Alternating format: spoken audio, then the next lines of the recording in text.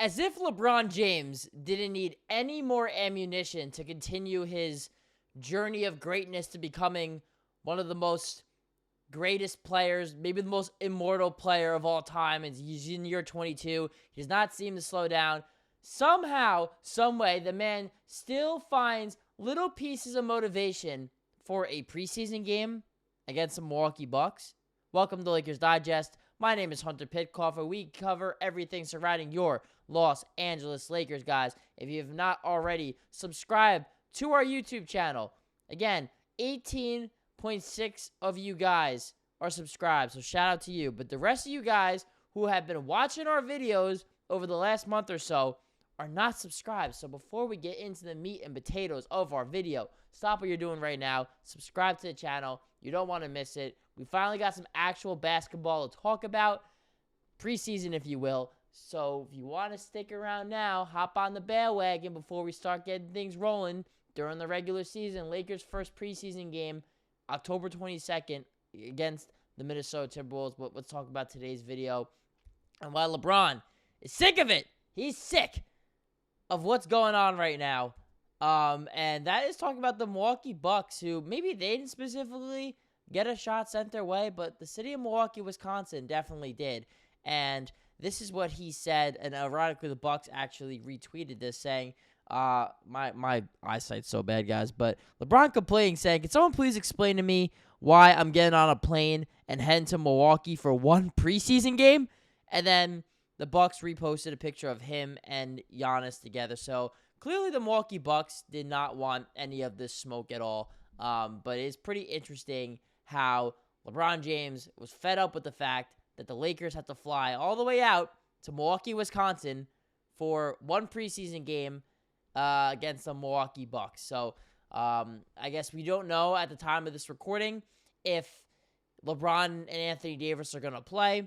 Now, it's going to be about 5 days in between games, I believe, or 5 days in between games from Sunday to Thursday. So I think that's more than plenty of rest for LeBron. And then the Lakers have another 5 days after Thursday's game against the Golden State Warriors for the next preseason game. I assume LeBron will play in this one against Milwaukee. I mean, you can't be talking all that mess and not be playing if you're LeBron. If you're going to be complaining like this, I want to see him go out there and play. And not only does he take a shot at the city of Milwaukee, but the bigger question here as well that I want to talk about is the beef still alive with none other than Laker favorite Darvin Ham?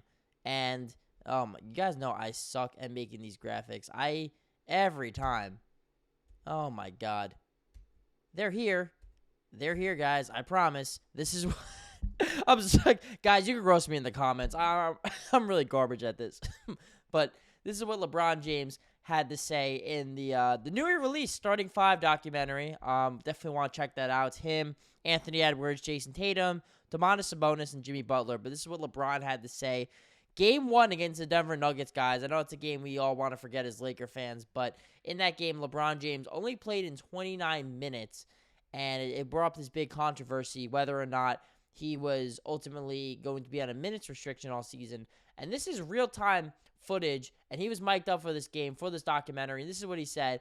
"I know you got me on old man playing percentages, and you know what, I can't say for YouTube reasons, playing 8 minutes and you know what, 2 shots in 8 minutes, just getting cardio. I hate this blank already, just garbage." So LeBron James was not happy at all with the lack of playing time that he was getting in game 1. And first off, I'm surprised this aired. Clearly this got LeBron's approval, so clearly the beef is still alive with LeBron. I'm not sure if it's two-sided with Darvin Ham or not, but LeBron James clearly has some sort of beef with Darvin Ham. He was not a fan of the way he was utilizing him. I believe the next game against the Phoenix Suns, Darvin Ham asked him if he wanted to play the entire fourth quarter, and LeBron was like, "Yeah, I'll play the rest of the fourth quarter." So, and in a game that the Lakers ultimately won against Phoenix. So, it is pretty interesting how and look, in the heat of battle and stuff like that, people are going to say stuff. It's sports, it's basketball, don't get caught up in your feelings. But LeBron James clearly has got vendetta against Darvin Ham still, especially if you wanted this to air. Because you could have been like, "Hey, guys, don't air it. I don't want to talk bad about my former coach and and stuff like that. But he's sending a message. LeBron is a very smart, calculated man. If you're a Laker fan, you follow basketball, you definitely know that he's like this, and he's doing it for a reason.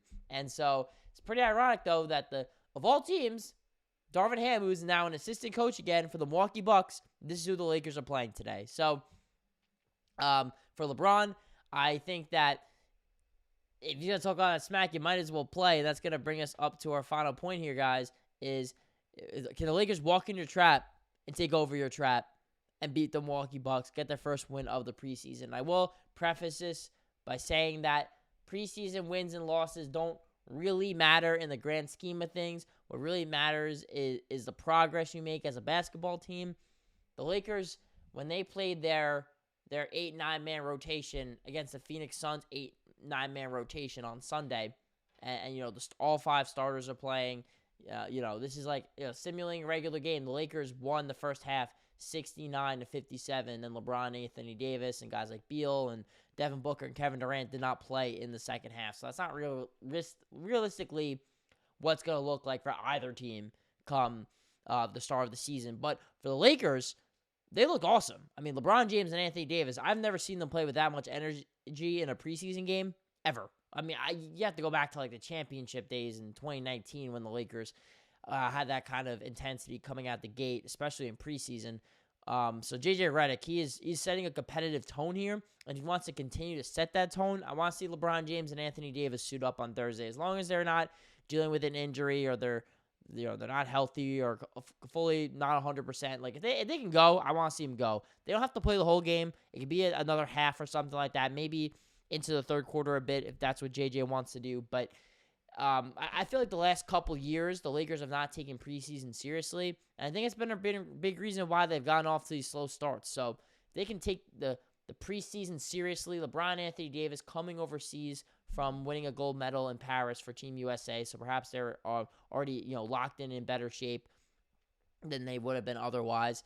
And then you got, all the other guys really playing. Jared Vanderbilt really only, and I guess Christian Wood, the only significant injuries for the Lakers right now. Other than that, pretty much everyone's going to be expected to play for the Lakers. And we'll see it too, right? Are the Bucks going to bring their A game? Is Giannis playing? Is Dame Lillard playing? Is Chris Middleton playing? Are these guys playing? Because, then it's going to be a good test for both teams to really kind of feel each other out. They only play each other twice a year, so it is pretty interesting that they're playing in the preseason because every other team the Lakers are playing in the preseason are actually teams out west that they're going to play, 3 or 4 times a year. So I think this will be a nice test against the Milwaukee Bucks. I'm excited to see it. And if both teams suit up, some things I want to look out for the Lakers is just continuing to build that chemistry. Are we going to see more of that Anthony Davis, Jackson Hayes 4-5 combo? I talked about it in last night's video about how that's going to be an exciting combination. And if the Lakers want to utilize that more often, is Anthony Davis going to shoot more threes? He shot 3 of them in that game. Laker fans have been wondering that for a while. Can J.J. Redick finally be the guy to get Anthony Davis out more on the perimeter as he was more playing more of as a pick and pop type of big man in a pick and roll rather than just solely a pick and roll type of big man? And so, seeing those guys out there is interesting.